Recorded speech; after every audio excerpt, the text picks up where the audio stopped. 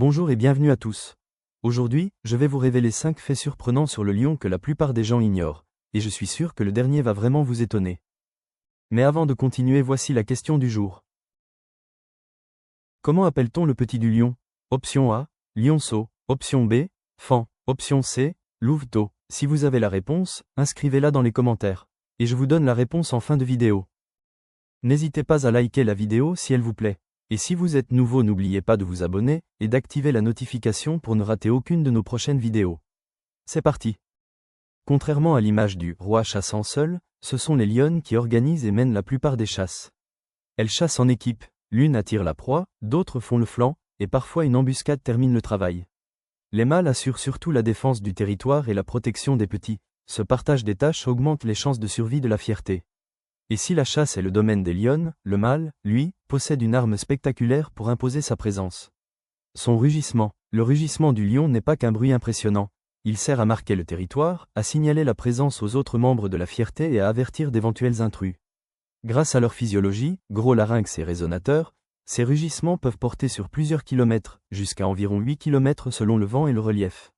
Mais après avoir fait trembler la savane de sa voix, le lion adopte une habitude surprenante. Il dort presque toute la journée. Les lions sont des économes d'énergie, ils peuvent passer 16 à 20 heures à dormir ou à se reposer.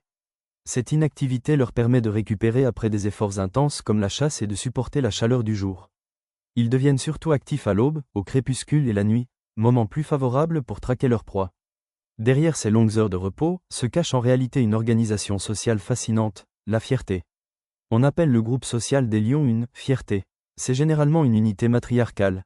Les femelles apparentées restent ensemble, élèvent les petits collectivement et chassent en coordination.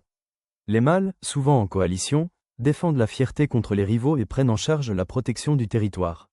La vie en fierté permet la coopération, protection, chasse et aide aux jeunes. Mais dans cette société bien structurée, une tension permanente existe. Les combats entre mâles pour prendre le pouvoir. Les mâles rivaux s'affrontent parfois violemment pour prendre le contrôle d'une fierté. Une fois maîtres, les nouveaux mâles peuvent tuer les lionceaux des anciens mâles, un comportement brutal mais qui force les femelles à revenir en œstrus plus vite.